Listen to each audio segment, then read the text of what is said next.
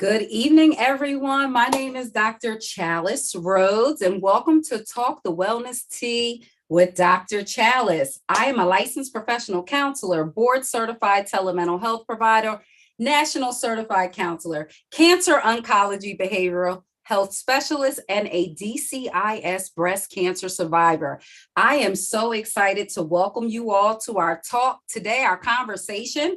We are talking about breast cancer, mental health, and breast cancer disparities. And we have Unite for Her here. So Unite for Her Senior Wellness Program Manager, Melissa Christie, is going to tell us about the program. We have Dr. Robin Roth, the Booby Doc, breast radiologist, who's going to share her knowledge. And last but not least, we have Dr. Nia Bailey, who is going to share her awesome experience and her work on the Unite for Her task force. So welcome, everyone. We are going to get started with Melissa Christie. We're going to have her share. She's going to share a presentation and share about herself. So without further ado, Melissa. Good evening, Dr. Chalice. Thank you so much for having me tonight. I'm so excited to share the mission of Unite for Her with everyone who's here with us this evening. And it's truly our pleasure to be able to support women with a breast cancer diagnosis. So perfect, here is the presentation. So if you don't know anything about Unite for Her, I want to just give you a little bit of information.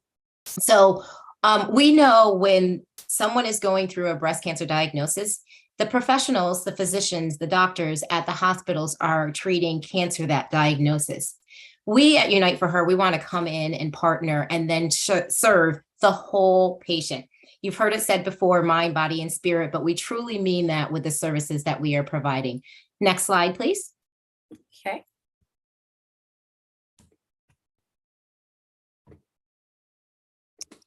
Skipped a little bit, but it's talking about the mission. And so the mission of Unite for Her is to enrich the health and well-being of those diagnosed with breast and ovarian cancer by funding and delivering integrative therapy. So again, we want to take this holistic, integrative approach to our wellness programs that we are able to offer those with breast cancer.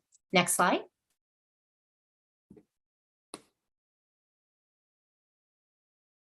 So just giving you some information about our history. We are a nonprofit organization. We have been in existence 14 years as of September. So you can see we started, thank you. Yes, that's a big deal because, nonprofits, you work really hard in a nonprofit to make sure that you are getting the funding that you need to support someone. So we started in 2014 and we started as only being able to serve those with breast cancer. And then I said 2014, 2004. And then in 2009, this is when we were really established as this nonprofit organization. In 2018, right before the pandemic, we were fortunate enough to be able to bring in our ovarian community into the support, which has been phenomenal.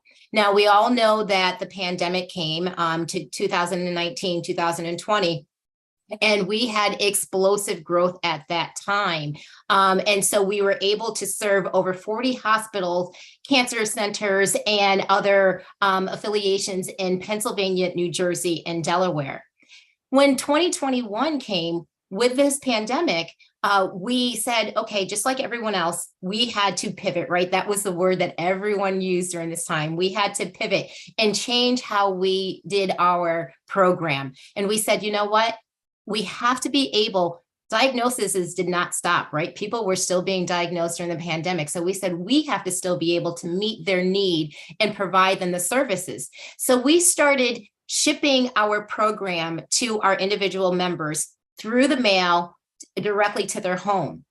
And we said, well, if we can do this in our local communities, Pennsylvania, New Jersey, and Delaware, why can't we do this across the country? And that's exactly what we did. So now we are fortunate to be able to have our program in every state across the country. So we are truly blessed with that. And this year we will serve over 5,300 men and women on our program, which is amazing, amazing, amazing. The number of people that we're able to help, that's what it's all about, serving and helping.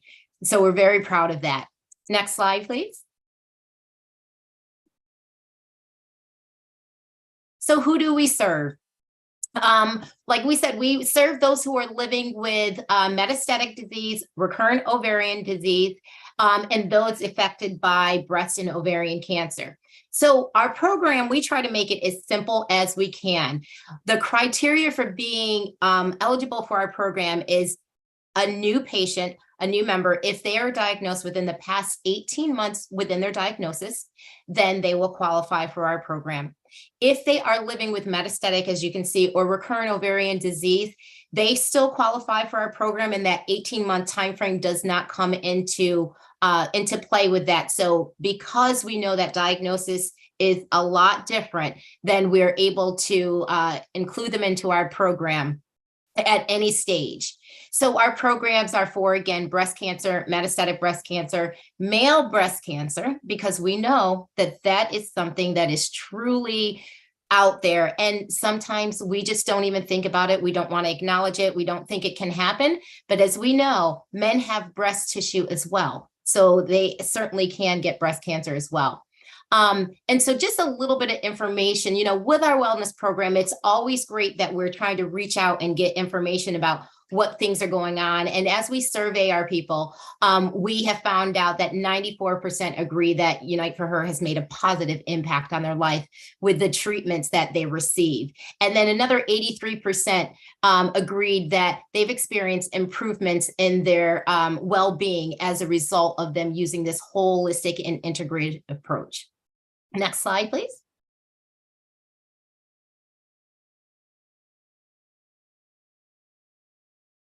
Wonderful. Delivering all the comfort to one's home. As I mentioned, during the pandemic, we had to change the way that we were doing things. And it's okay, Dr. Chalice, there we go. Perfect. What you're seeing in this slide is what we deliver to them in their home. It's a beautifully curated care box that you can see her holding, and it has all these self-care items, because basically what we're delivering is self-care in a box. So many times we are, the wives, the mothers, the sisters, we wear so many hats, and we sometimes lose ourselves during a diagnosis like cancer, because you have treatments, you have appointments, you have your everyday home life to take care of. So what we want to do and deliver in this box is we provide each member of our program with $2,000 worth of wellness services and programming. So at no cost to the individual, to our members, $2,000 worth of services that they can have access to. And I'll show you a little bit more as we go on to the next slide. So we have what we call a virtual conference. So when someone is starting our program, as I mentioned, they are shipped this care box, but in order for them to get started, we want to connect with them. And again, prior to the pandemic, we would go into the hospitals, and it was great to be face-to-face and connect with them and tell them and teach them how to use our program. Again, pandemic came, we had to learn how to do things differently. So we started doing wellness virtual conferences. This way, again, we know with treatments and just not feeling good and side effects, sometimes you're not even able to do things in person. So we said, you know what, this is going to be the best of both worlds. And we're going to offer this virtual service so that the obstacles of childcare or sickness or not feeling good, you can still do this from the comfort of your home and get all of that information right there and then. And it has been a godsend, because so many people have truly expressed, and we can see them on Zoom, they may not be feeling up to traveling, but they're able to even lie in their bed, sit in their chair, sit on their couch, and they're able to have a spouse or a caregiver there with them to get the information that they need, which has been really so important. Next slide. So our wellness passport, this is like really the crux of the whole program. This little pink, powerful, small booklet that you see our member holding, this is how our passport is delivered. So each person on our program gets this passport.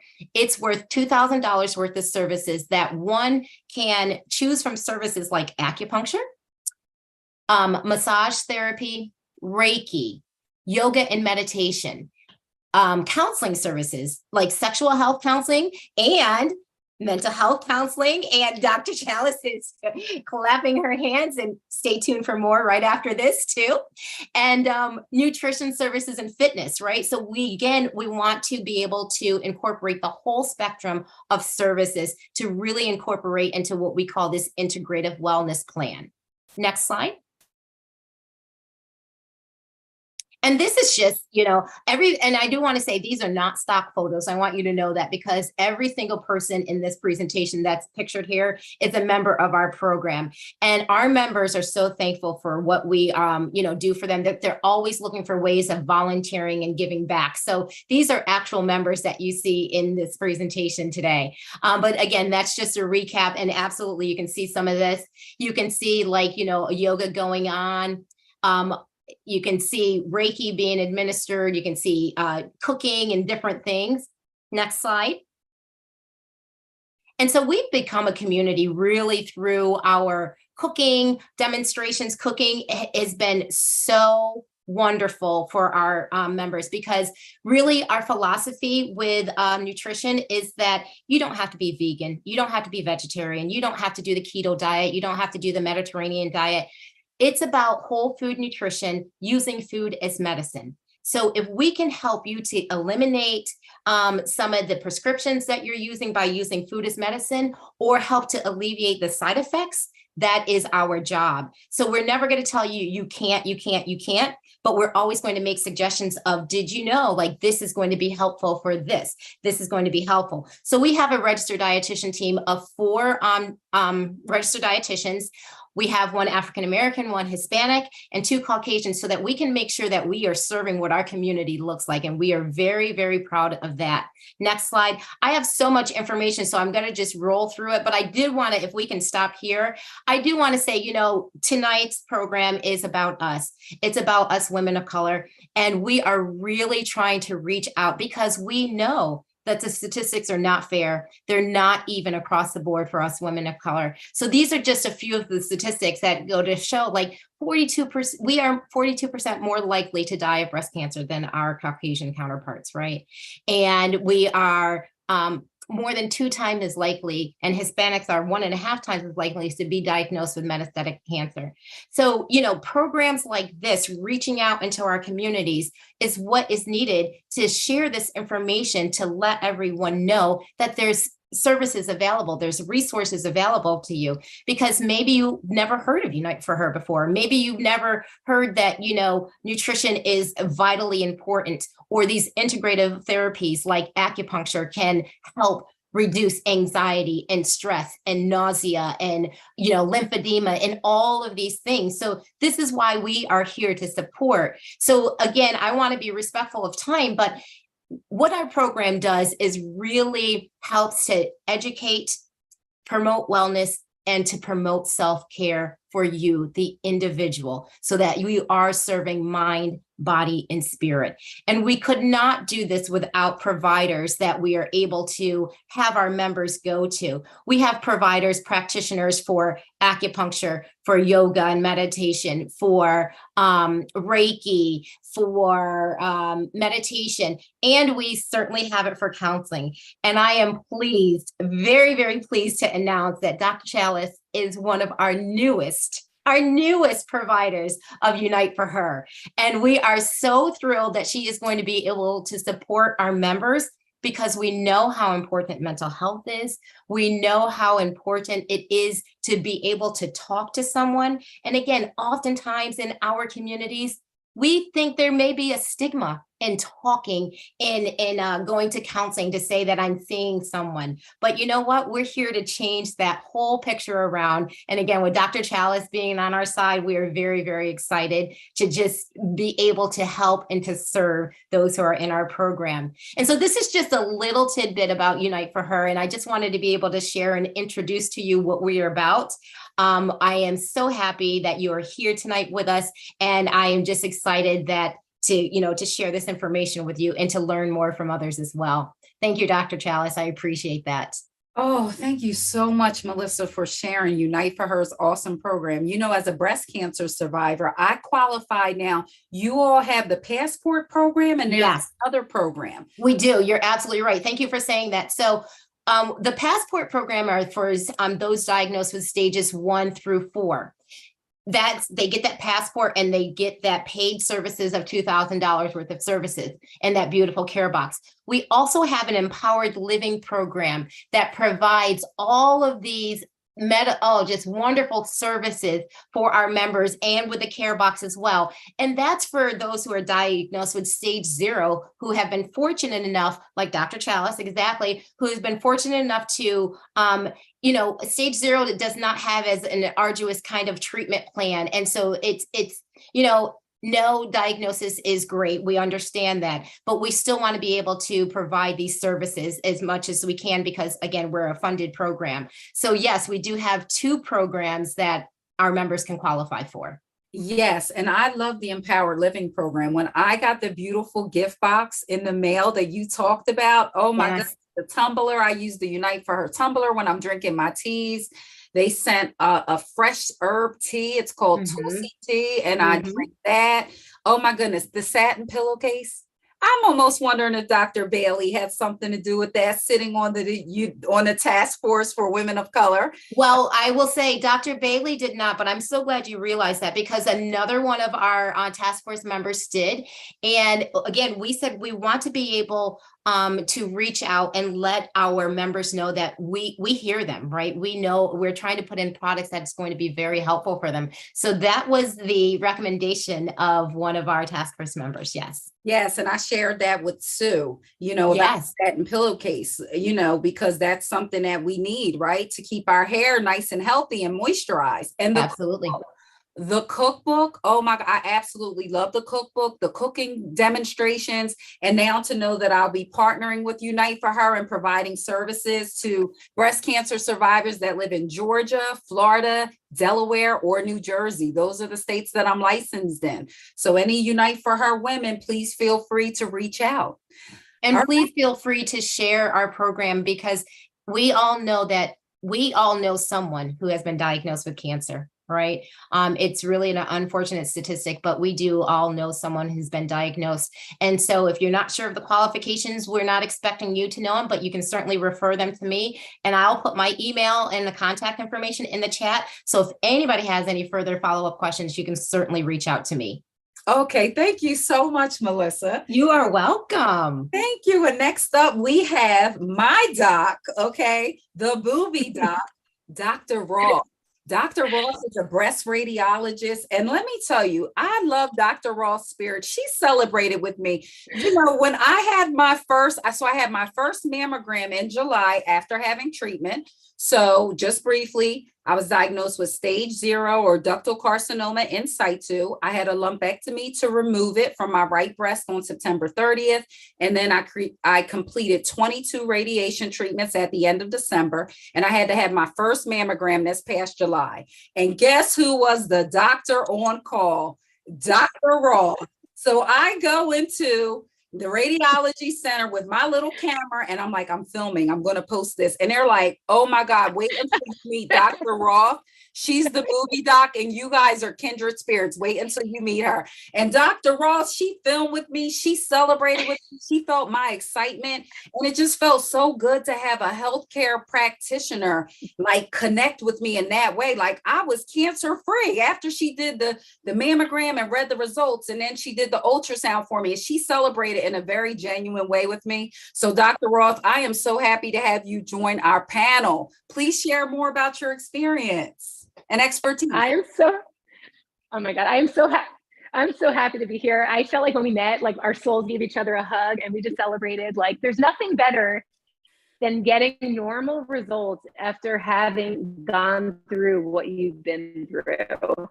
So like the fact that we met that way, it was not by accident. We were meant to meet that way. And I'm just so happy to be here with you tonight and to have any small part in your care because you're amazing and you ladies are amazing. So I'm so happy to be here. Thank you very much. We got a little shirt love. I love it. So like she said, my name is Dr. Roth. I am a breast radiologist, which means that I'm the doctor who interprets your mammogram, ultrasound, and MRI. I'm also the doctor that usually does the biopsy. So in many cases, the radiologist does the image guided biopsy. And unfortunately, in many cases, I'm the first doctor that someone might meet when they're diagnosed with breast cancer. I'm usually giving that result. So it is a very important and challenging role. You're kind of meeting someone at one of possibly their lowest times of their life. But I am just so blessed to be able to help women like you. And I just love what I do. And every time I hear someone's story of what they've been through, it just makes me more passionate about what I do. And like she said, I run a social media account called the Booby Docs. It's actually plural. There's a little bit of a backstory there. And I talk about breast cancer in an approachable and fun way.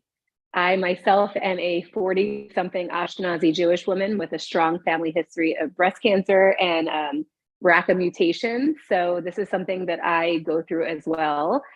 And we're going to talk a little bit about breast cancer disparities. There are lots, especially when you're talking about genetic testing in the Black and the Jewish community. We can go into that, but I am just so honored to be speaking here with Unite for Her, an organization that I personally am dedicated to and love. And I'm hosting the first ever fundraising event for them in 2 weeks, the Booby Bash, which I'm sure we'll talk about. So. Okay, thank you so much, Dr. Roth. And yeah, we'll get back to the breast cancer disparities. We'll let Dr. Bailey, amazing. Dr. Nia Bailey had a screening of her documentary, A Letter to My Sisters, at the Philadelphia Art Museum on Saturday. It was such a phenomenal phenomenal documentary, hearing the stories of 4 different women from 4 different backgrounds. So Dr. Bailey, that's going to be my introduction for you. How about if you share more with us about that and your work with Unite for Her?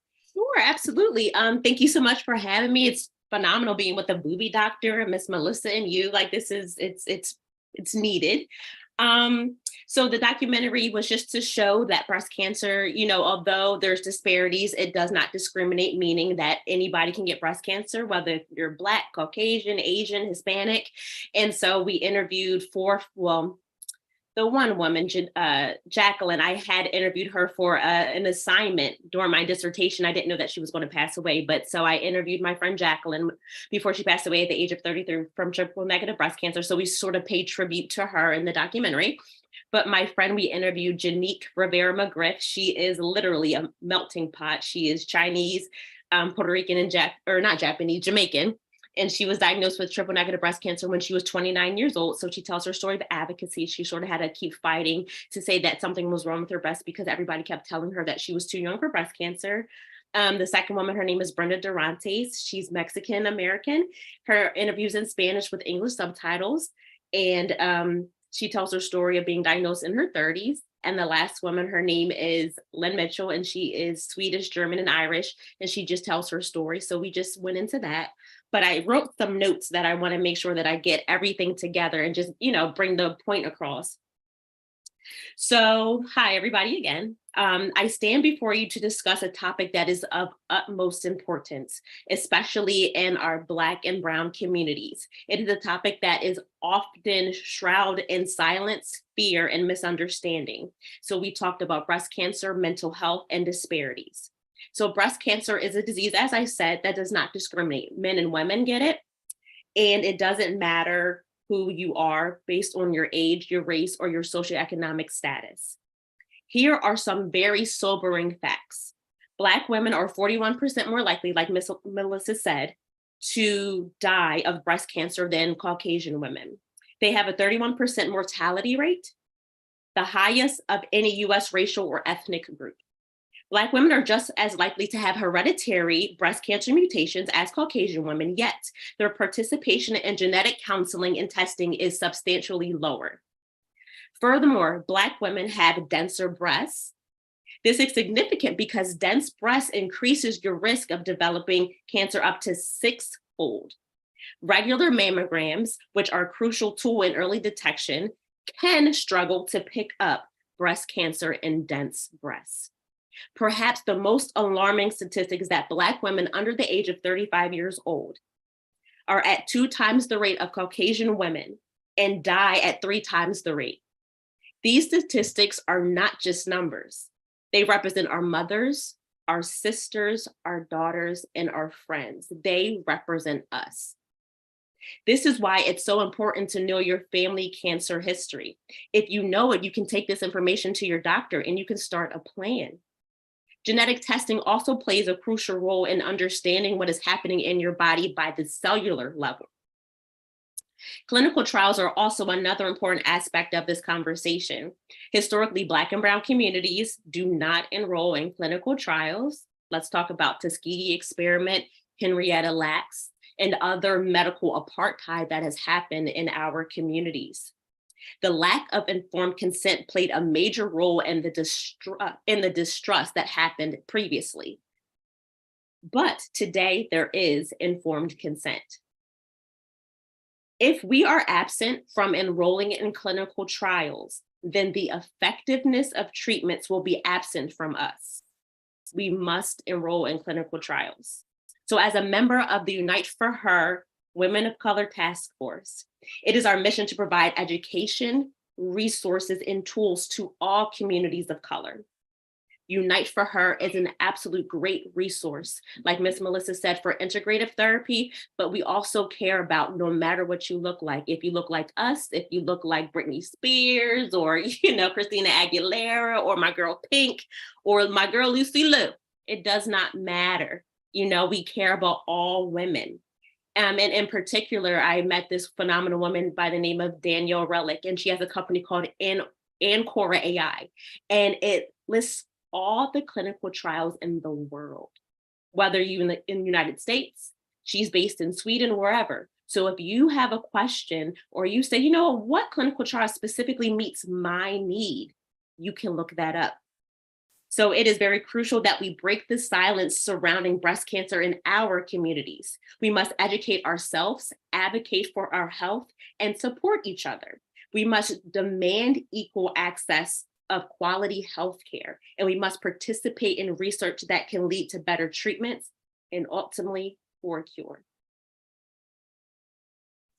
Thank you so much for sharing, Dr. Nia. You just presented such power-packed information. Like when you talked about dense breasts, I have dense breasts. They said that I had dense breasts, and I didn't really know. When they said that, I said, okay, I have dense breasts. I did not know that that was a risk factor for breast cancer, right? But then that's probably, Dr. Roth, why I was then directed to get ultrasounds, like at some point, because, in 2017, there was a cyst. They thought it was a cyst. And having dense breasts, Dr. Roth, and you can talk more about this, Nia's a radiation therapist, Dr. Roth is a breast radiologist, but dense breasts mask cancer. So it may not show up on a mammogram looking like cancerous cells, right, Dr. Roth? It might look like it's just a cyst where it can really be cancer. And it wasn't until the radiologist said in 2022, let's biopsy this just to make sure.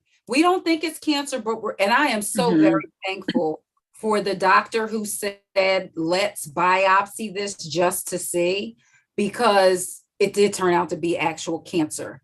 So can you say more about that, Dr. Roth? I would love to. So dense breast tissue breasts are composed of fat and fibroglandular tissue. So the more dense tissue you have, the whiter your breasts appear on a mammogram. Oh. And the problem is that cancers can often appear like white on mammogram. So calcifications and small masses can look white as well. So think of it like looking for a snowflake in a blizzard. The more snow that you have, the harder it is to find a single snowflake. So dense breast tissue not only makes it harder to see small cancers using mammograms alone, it's also an independent risk factor, like she said, like Dr. Bailey said, for developing breast cancer. There's just more active tissue to develop the breast cancer in. So it's like a double-edged sword. It makes it harder to find it, and it's also have increased risk. We now include breast density in the risk score calculators determining your risk. So we know it's important now. So this is all newer information.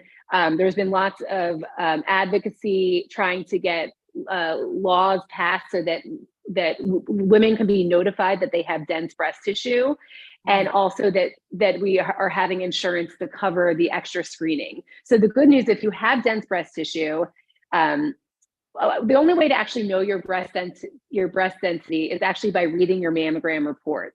So when your mammogram report, there is a section called breast composition.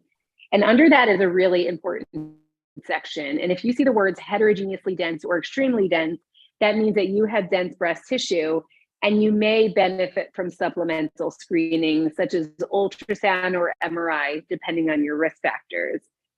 The problem with supplemental screening is that we might find things that are not cancer, but warrant biopsy to exclude cancer. But that's kind of the toll you pay for early detection. But if you value early detection and finding cancer at its earliest stage, we know that by adding ultrasound to your mammogram, we find smaller cancers at a more treatable stage, possibly avoiding lymph node dissection, possibly avoiding chemotherapy. And really, we're looking for quality of life, because we know if we catch breast cancer early, 99% more, survival rate over the next 5 years. So that's really, early detection is the breast protection, and knowing your breast density is an important part of that. I love that. And I am like an early detection case. Thank God, Yes. my breast cancer was detected earlier. And thank God it didn't escape out of the milk duct, Dr. Roth, because when Dr. Fantasio removed it, she was like, it was right there on the edge. So I am so grateful to God that it did not escape. And that limited me from having to have chemotherapy, right? So I needed to have a lumpectomy and radiation treatment. And I was even I did my own little research, and I found a couple research studies where some women diagnosed with DCIS didn't need to have radiation. So I said, Dr. Fantasio, I want to be like these women. Do I really need this radiation? And Dr. Fantasio said, no, because of your grade, my grade was 3. She said, no, you have radiation. Right. So you really benefited from the early detection of that extra ultrasound. A lot of minority women are not offered supplemental screening, even though they have dense breast tissue. And, about 50% of people have dense breast tissue. Like she said, it's more common in Black people. So we need to offer these women the same kinds of services we're offering their white counterparts. Yes. And Dr. Roth, when you say that, I was at a business networking event. I was sitting next to a woman. I started sharing my breast cancer survivorship story. So she said, well, that's odd. She said, because I was told the same thing, that they thought this was a cyst on my breast. She said, but they removed it immediately. And she said, that's interesting for you. You were told the same thing as me. And she was like, but you did not get that same option. And she said, I can pass for white, but she said, I'm half Hispanic, I'm half Latino. And shout out to Hispanic Heritage Month and all of our women watching. But, and I looked at her and I just was like, I just was sitting there like, oh my goodness, because implicit bias is real. I'll be talking about that in an upcoming training for family services. Some of that plays a role too. But she said, isn't that odd that we would both be told, oh, that's just a cyst on your breast, and I'm immediately brought in to have it removed. And I think it would really. What do you think, Dr. Roth? It would really depend on what it would really depend on what it looked like, because chances are she was not like this. We don't typically biopsy. So there's got to be something on imaging that's a little concerning for the cyst. Like they kind of said, well, watch it closely. So they're kind of saying it's probably benign, less than 2% chance of cancer, which we experience a lot. And then there might be something that I usually have a conversation at that point. We could always biopsy it, right? We could always prove that it's nothing to worry about. So I always feel like when someone tells you a story, what actually happened is probably different than what actually, what happened in reality. So I like to look at the report and the images. So, but I do think it really is an important conversation about advocating for your own self, right? Like, how do you know it's not anything more serious? Is there any imaging test or biopsy that we could do to prove that it's not cancer? Because at the end of the day, that's why you're there. That's the role of the radiologist. So I do think it's that kind of, I think all people, especially women, especially minority women, need to get comfortable having these conversations of, but how do you know that it's not more serious? Is there any other tests that we could do to make sure that it's not cancer? Yes. It's hard, right? It's not easy, it's that but gray area. I think, Dr. Roth, just because, I just think that we just have to, there's medical gaslighting that goes on all the time, like symptoms are dismissed and ignored. and that we have to get comfortable if something feels off, speaking up and saying, this doesn't feel right. What can we do? You know, is a mammogram ultrasound appropriate? Should I see a breast specialist? Kind of asking those leading questions to get the right care. Yes, excellent point. And I think also, Dr. Bailey talked about genetic testing. So knowing our family history is so important, because I did not find out I actually had a history of breast cancer until after I was diagnosed, right? And, in a lot of Black communities, people don't talk. It's kind of like secretive, right? And so what's within our control, like you were saying, Dr. Rowe, we have to speak up and advocate for ourselves. Well, we have to do the same thing in our families. We have to ask the elders, hey, is there any history of breast cancer, any medical history in our family? But then the elders also have to do their part by sharing, and so Dr. Bailey, you talked about the genetic testing. I did have the genetic testing done, and I prayed and prayed, because it's very scary. There's a lot that goes with the genetic counseling. Like, I actually met with a counselor, and she talked to me about, okay, so when you find out the results, it's like a whole session. It's a whole thing. And praise God, I do not, my genetic testing is clear. I don't carry, any genes. So I'm very thankful for that too. Dr. Bailey, you also talked about men having breast cancer. And I have like a whole printout from my Thrive Breast Cancer Survivorship course. So in my Thrive Breast Cancer Survivorship course, I have a whole section of breast cancer disparities across gender, across ethnicity. So we talked about the disparities in Black women, in Latina women. They are more likely than white women to be diagnosed with breast cancer, and at a later stage. Today is the Indigenous Peoples Day. And, I was reading, on the Indigenous Cancer Foundation website that cancer is the second leading cause of death among Indigenous people. Also, Asian women have a higher mortality rate than other ethnic groups when it comes to breast cancer. And they are also more likely to be diagnosed at a later stage. So we can see in minority women, they tend to be diagnosed at a later stage, which is why you see poorer prognosis. Native American women, we talked about Native American women having a higher rate of breast cancer mortality than any other racial or ethnic group in the United States. Eastern Indian women are disproportionately affected by breast cancer. So despite having a lower prevalence of the disease compared to other populations, breast cancer is the leading cause of cancer deaths among Eastern Indian women. Pacific Islander women face higher rates of breast cancer mortality than their white counterparts. And this disparity is due to a number of factors, including cultural barriers to accessing healthcare, a lack of knowledge about breast cancer and its risk factors, which is why discussions like this are so important. Even if you can't attend the live discussion, the discussions are recorded. So you can go to my DrChalice.com YouTube channel and watch the discussion.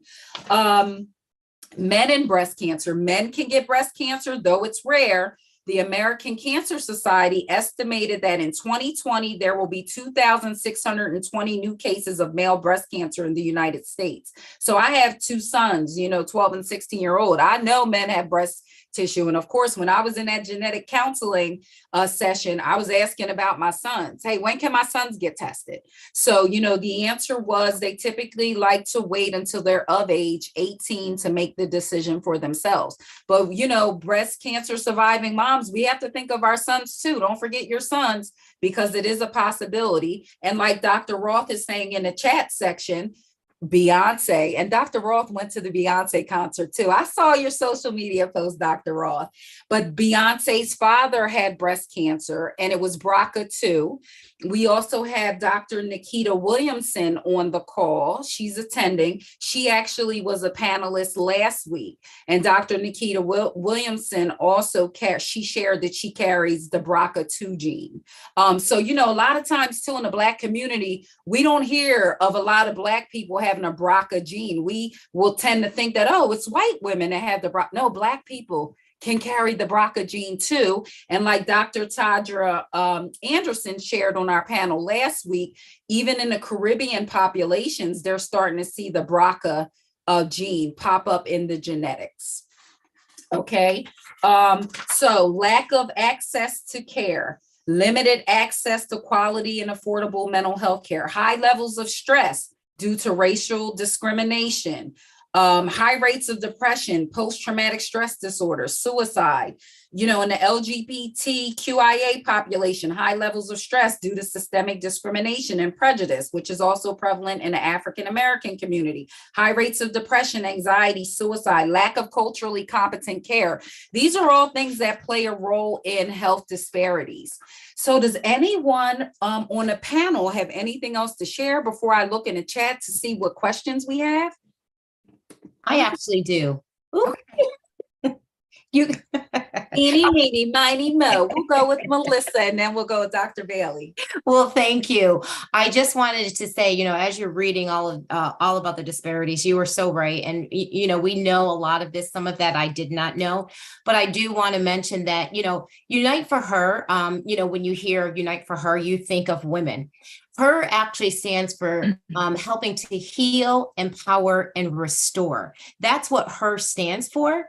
So we do have Unite for Him and Unite for Them as well, right? Because we want to make sure that we are reaching out to everyone. So I just want to make that very clear to make sure that, again, we are here to help, to serve, to make sure that we are, making the need known and having a solution for these things. So I just wanted to mention that. So Unite for Her, Unite for Him, and Unite for Them. Thank you so much. That's so important. Yes. Dr. Bailey? I was just going to say, with everything that you said, I think we don't know what we don't know in any community. So Black and Brown, Jewish, Dr. Roth talked about the Jewish community, and these are all sort of marginalized groups. And you just have to empower yourselves to know what you don't know. And that sounds weird, but in the Black community, I can only speak to my community, but I also, have friends who are Jewish and Hispanic and whatever. And I just know that I had to ask a lot of questions, like who had cancer, at what age were they diagnosed? It wasn't the stomach specifically, it was the colon, or they didn't die from brain cancer, it was the breast metastasized to the brain. So just knowing the specifics in that, and then taking that to my own doctor and saying, hey, this is what I had. My dad had prostate cancer. That increases my risk of breast cancer.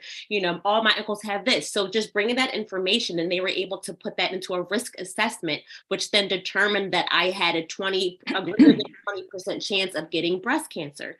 So and then I got genetic testing too, but starting at the age of 28, I've received 2 screenings, a breast MRI and a 3D mammogram, just to determine what's going on with me. And then in the genetic testing, though I do not have BRCA1 or BRCA2, I do have a gene BCL6, which increases my risk of lymphoma. So additional testing as well. So having this information, while it can be scary, I look at it as powerful, because I know that, God forbid, I'm going to be diagnosed with anything, like Dr. Roth said, it's going to be at a lower stage, and I have a 99% chance of living. And not only this, I can give this information to my brother, my nieces, when I have children, them as well. And we can really gather this information. So it's really powerful to ask questions. And even if you don't know your family cancer history, if you're adopted, or your family just does not know or does not want to share that information, still bring that to your doctor, because some doctors may say, because you do not know your risk, we're going to treat you as if you're at a high risk. So maybe let's try genetic testing. Let's do certain things. So don't let that deter you from seeking help. If you don't have insurance, don't let that deter you from seeking help. Go to hospitals. There's social workers that can help. There's, Unite for Her, American Cancer Society, that could give you grants and things like that to help you in that process. So I say all that to say, don't stop yourself from seeking the information, because you're not only saving yourself, but you're saving your family and your community as well. Yes. Thank you, Dr. Bailey. Dr. Roth? Yes. Yeah, so there's so many things that I want to comment on. I'm going to probably forget all of them, but so Ashkenazi Jewish people are 10 times more likely to carry a BRCA mutation than the general public. But Black people are also more likely to carry a BRCA mutation, but less likely to be offered genetic testing. So, a lot of times we hear less about Black people having BRCA. That's probably because they're tested less, right? Oh. And like Dr. Bailey said, knowing your high risk is really,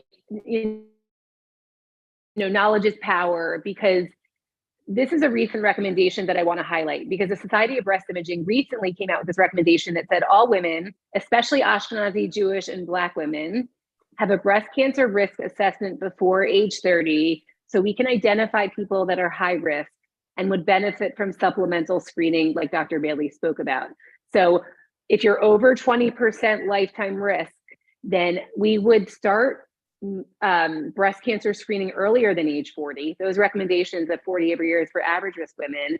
So high risk women we would start mammography as early as age 30 and breast MRI as early as age 25. So a good rule of thumb is like 10 years before a first degree relative. So if your mom was diagnosed at 35, you would start MRI at 25 and then doing mammograms starting at 30 and kind of alternating every 6 months, like Dr. Bailey said. So that is, we have a lot of, that should be offered to Black people the same way it is offered to the Ashkenazi Jewish community, because you guys have dense breast tissue. You guys are more likely to get young breast cancers and, have more aggressive disease. And these are the things that we need to get to all communities, Hispanic people, Asian communities. All of these people need equal access to care. Yes, and we so appreciate doctors like you, Dr. Ross. We really do. Where you speak up for everyone, and we love that about you. We love you, boo. Thank you. I love you too. Wait, I got to show you something that just was. I need to do this. Wait. Okay. See? Oh my God. Wait, I got two because they're got to be equal. You got to have equal representation. That's right. I love it. I love it. Thank All you. right, so we have a question from Felicia. Felicia, please join the discussion. She has a question for our panel.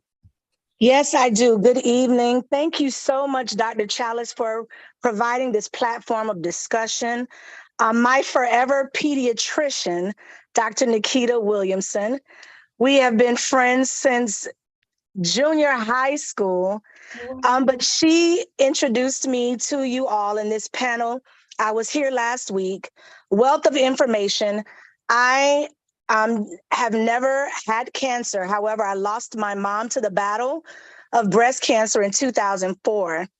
And so since then, of course, I have become a crusader for cancer warriors, cancer survivors. And so I created my own not-for-profit organization, and I aspire to be like you, Melissa, and unite for her, and so many of you who provide a wealth of services. But I definitely have hit the ground running with providing some services for this community of women. However, I am now wanting to know, I think maybe from Dr. Nia Bailey, I have a family member now who was diagnosed with stage 4 lung cancer in 2021. It had metastasized, and she just recently discovered last week that the spot on her sternum has grown exponentially. And so while I was here last week with Dr. Chalice and the panel of women last week, I took back the information that I'd gotten from her. And one of the issues with my cousin, last week, you guys talked a whole lot about faith over fear, and the fear is taking over. Dr. Nikita sent her the information for tonight's panel. She won't log on, even though she doesn't have to. She could change her name and put anyone's name.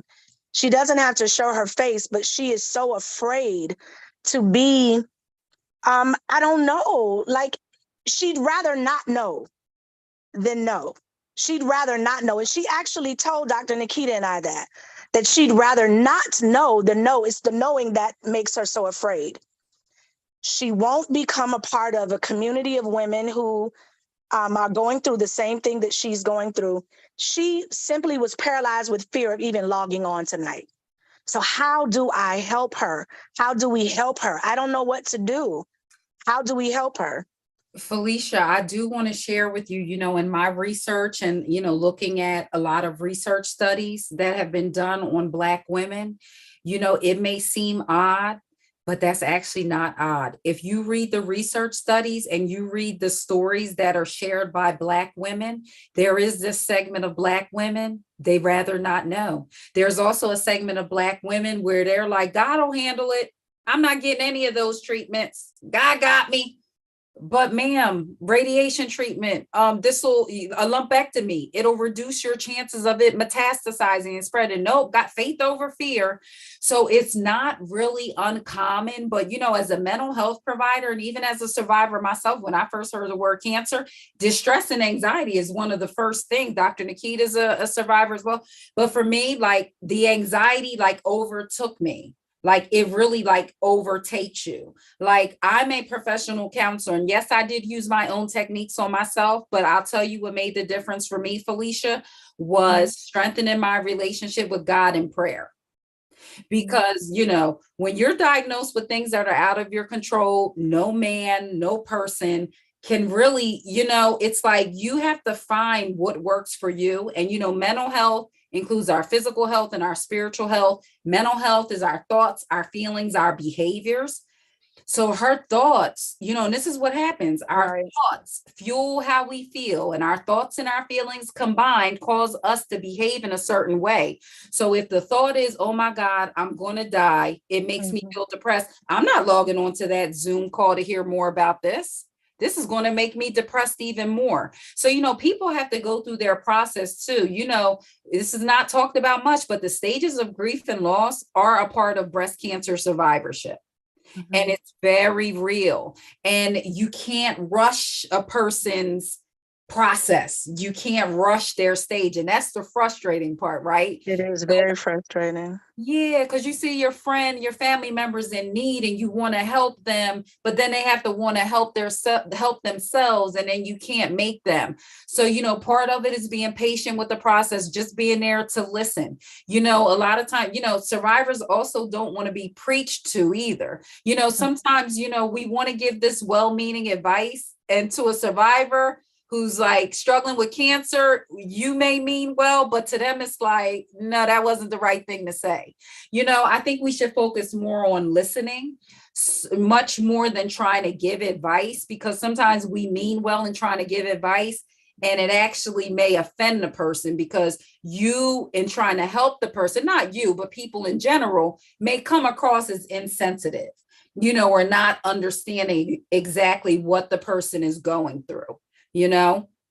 So this is a hard one because, she's independent, she's grown, right? She has to make this decision for herself. So I would say the best thing you could do would be there to listen, give gentle encouragement, but try not to be too preachy about it. She's already getting that from her doctors. Trust me, her doctors are telling her what she needs to do, so just maybe being able to be there for her and patient through her process and encouraging her, and if you're, connected in the spiritual realm and your spirituality, prayer, that's a very underestimated weapon that we have in our arsenal to use that can help us. I know many people, who prayed for me, and just hearing their prayers, alleviated the anxiety. So I hope that helps. And did you want to hear from Dr. Bailey too? Felicia, I kind of jumped in there because you were talking about mental health. So I had to jump in there. Oh, please. Thank you very much. Because I'm taking all of this back. Somehow I'm going to share it, Oh, good. But yes, I want to hear from anyone who has anything to render. And listen, Felicia, before Dr. Bailey goes, you can also, so guess what? There's still hope. No, she's not logged in. She's not live on the discussion tonight, but this is a recorded discussion. Once this discussion goes onto my YouTube channel, because it's live now, you get to share the link with her. And guess what? When she's ready, she gets to hit that link. Okay, I will. All right. So thank Dr. you. Bailey, and then we'll have Dr. Roth. I just have to go, so I'm going to say my goodbye now. Oh, I'm so Dr. sorry, Roth, ladies. hey, thank you so much, Dr. Roth, for joining the panel. We appreciate you. I loved speaking with you all. Thank you so much for hosting. You are so welcome, Dr. Roth. Have a great night. This was a great conversation. Thank you. All right, Dr. Bailey. Miss Nikita, you can go first. She had her hand up first. You can go first. Oh, okay, Dr. Nikita. No, I was just going to piggyback on Felicia's comments because we've been texting on the phone trying to get her cousin to log on, but I'm glad you spoke about that. Thank you guys, Dr. Bailey, Melissa, Dr. Chalice, amazing talk as always. But what you said, Dr. Chalice, is that this is recorded. So I figure I'm going to ask some questions so that if she does go back, she can hear what we're talking about.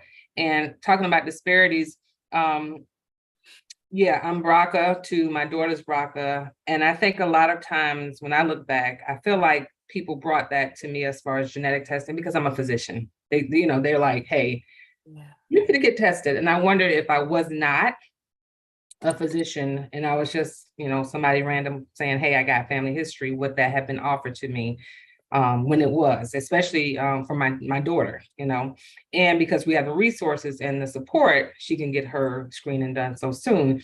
But for someone who does not have the resources and again, may go to their doctor and when they hear stuff like Felicia's cousin, it sounds like that lady on Charlie Brown, that wow, wow, wow. So the recent discussion was starting radiation, Dr. Bailey. So if I was just someone off the street and I asked questions about what is radiation, how is this going to be helpful for me, particularly since I'm stage 4 lung cancer, should I do this? How do I discuss this, or how would you discuss it with me? That's a great question. So I would presume that we would treat her sternum because it's stage, I'm not sure where, I know it metastasized to her sternum. So like, just for example, we're just treating her sternum. I would say that the radiation is solely focused on her sternum, nowhere else. That's the only spot. So it's not going to hit her eyes. It's not going to hit, her feet, her breasts, anything like that. And usually the areas are usually 2 cm around the sternum. So the biggest, spot would be this. And you're not going to feel the radiation, like actually transmitting from the machine to here. You're not going to feel anything. You may receive some side effects. I've had patients that went through 40 treatments and not received a side effect. Or you can receive a side effect. So because we're Black and brown, your skin may get dark. If you're Caucasian, it may get red. But because, we're Black and brown, it gets a little dark. It may be itchy.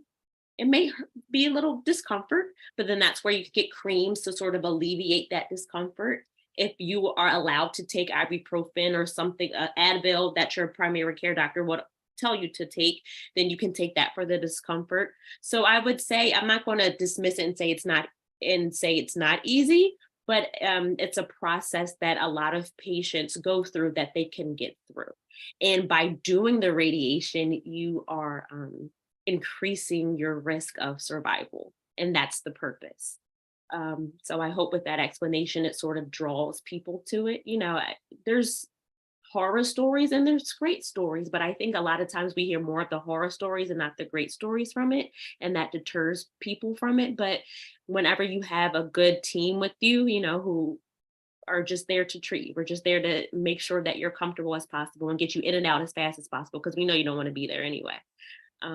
And it's a fairly quick process. You're typically on the radiation table, depending on the facility, less than 15 minutes. So get you in and out and you can go about your day. Yes, and I will share about my radiation experience. The longest appointment was the first appointment, Dr. Nia, when they were doing, the whole scan to make sure everything was right. But when I went in for the radiation treatment, it was like 5 minutes. On and off the table. Now, yeah, the side effects were something different, but there's creams that you can use to stay moisturized, like Dr. Bailey said, and shout out to the women that didn't get any of those side effects. But I know for me, I got burned really bad, even though I moisturized well, but it healed.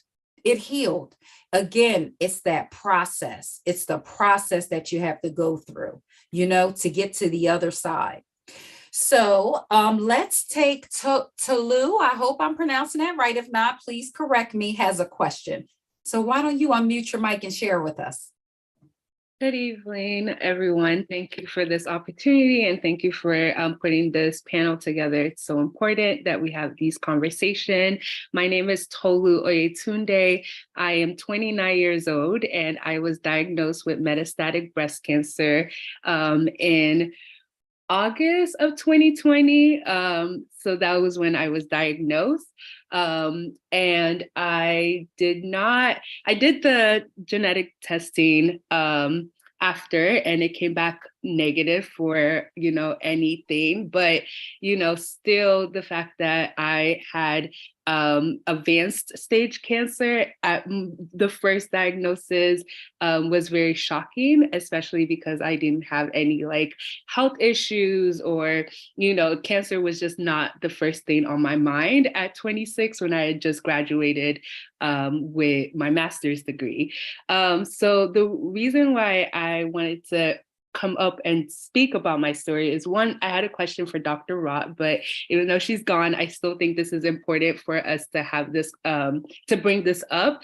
But I'm glad that we're now talking about dense breast and screening age, because, when I was first diagnosed, I joined a lot of shout out to the Young, Black, and Surviving group of where I could really find solace.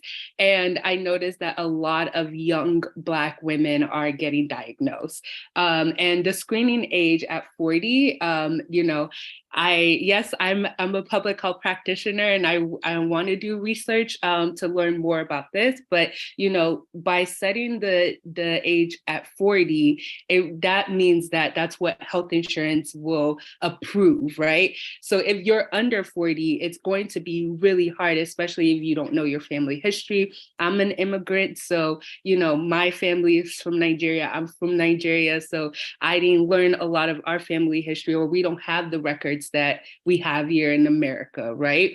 My grandmother died early. We don't know why, because she slept and, didn't wake up. So we, in Nigeria, doing an autopsy is not something that is common.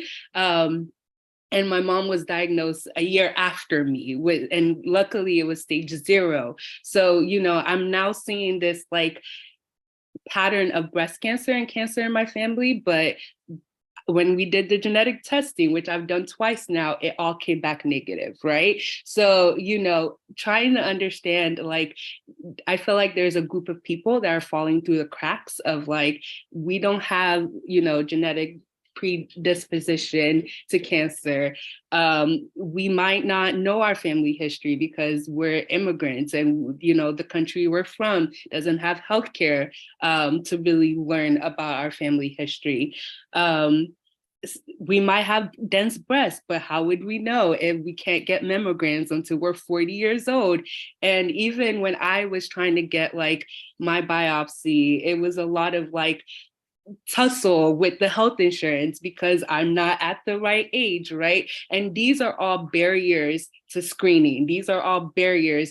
And I consider myself privileged because I'm educated, so I can advocate for myself. But, when there's so many barriers, it can be very discouraging to seek care. And I've been discouraged even with all the resources that I have at hand.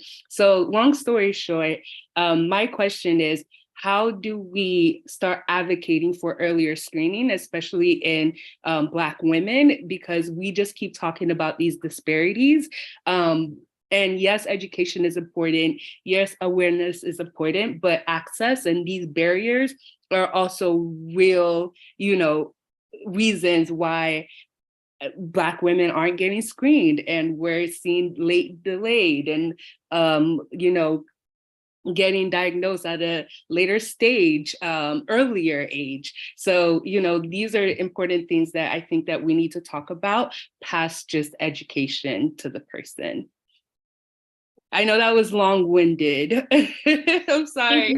I think you did a good job. I think number one, it's important who you vote for. That's number one. And depending on who you vote for, that will then determine, excuse me. Oh my gosh. So what happened? So I live in PA. And now if you have a high risk, oh my gosh, Lord have mercy. Look how the devil's working. Hold on.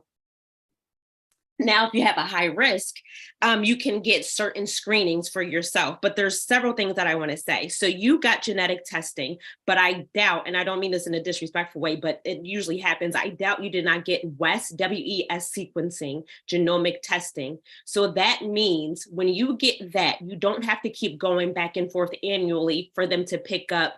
We just found this new genetic strand. So come back and see if you have another predisposition. So WES sequencing gets your DNA like in your entire body. It can be a swab, it can be blood. And from there, they can determine if you have something. Now, they still have the panel. So we only know, say, about 100 panels. But if, as research continues, if they find another panel, they can then alert you, hey, you have something, or hey, you do not. So that way you don't have to go back and forth. That's number one. Number two, Lisa Newman, she's a doctor. She determined, and I'm pretty sure her research was specifically in Nigeria, that Nigeria has a higher incidence of getting breast cancer. So that comes in the education piece.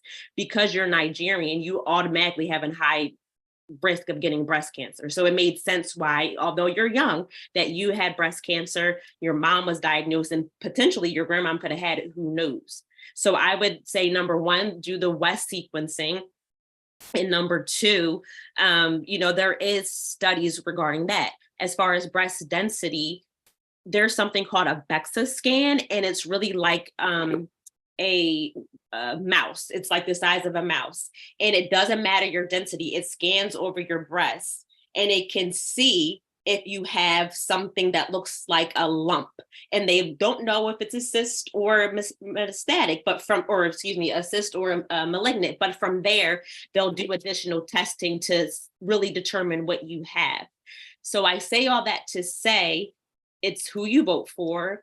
Education is key, because if you're a Nigerian, you don't have that education, or if you're even here, you don't have that education, then you don't know where to go. So from there, educate, and then push to say, by that education, our people are then empowered to say, you know what, you're not offering me genetic testing, and not even genetic testing. That's like the basic. I need genomic WES sequencing testing. That's what I need. And if 9 times out of 10, if your doctor puts the reason why you're having it and you do have insurance, it will cover it. And I know this for myself. Now, it can be contingent upon what type of insurance you have as well. And that's also a thing.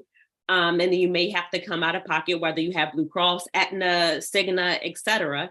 But I would think about those sort of things that I said, and then just offer it in the community. And this is why DrChalice is having panels like this. So people that have access to internet, they can then look at, the talk about what's going on. They can go on Unite for Her's website and ask questions and get resources. And I really think those are all the things that are very important. But although you are young and you were diagnosed at 26, I would gather the predisposition, it makes sense, not to be rude, but like, I understand why you were diagnosed with breast cancer. Just me, I think even so, African Americans were so far removed from our country of origin. So it's harder to determine our risk than those who are, you're Nigerian, people that know they're Ethiopian. So I would just, as a conclusion, get WES sequencing, talk about DEXA scan, and those two things are very important. Thank you so much for sharing, Tolu and Dr. Bailey. Does anybody else have any questions, any final comments before we end tonight's discussion? I don't see anything in the chat. Tolu said, thank you, Dr. Bailey. I love this. I love all of you phenomenal women. I thank everyone for taking time out of their day. I know, we all worked hard today. Thank you all so much for sharing your stories, your expertise, your experience. Thank you, for the people who joined in and asked questions. And I hope that this was, a very informative discussion for you ladies. And, let's just keep adding to this breast cancer survivorship community. We are all needed. All of us are needed. We are a collective community. We all have different gifts and different resources to utilize, to uplift, and to encourage each other. Let's keep it going. And listen, download my app. It's called Dr. Chalice Teach. In that app, so you can go to your Google Play Store or Apple Store. I have the Thrive Breast Cancer Survivorship course. I offer 6-week online therapy groups. I am, partnering with Unite for Her as one of their professional counselors to provide services. I'm excited about that. Follow me, subscribe, like my YouTube channel so that you can get these panel discussions every Monday in the month of October. This is Dr. Chalice, Talk the Wellness Tea Pink October series. So next week, we will be talking about clinical research trials. So register, tune in. The trainings are free, and I look forward to seeing you all in the future. Thank you so much for sharing your time, experience, and expertise. Have a great night, everyone. Thank you. Good night. Good night.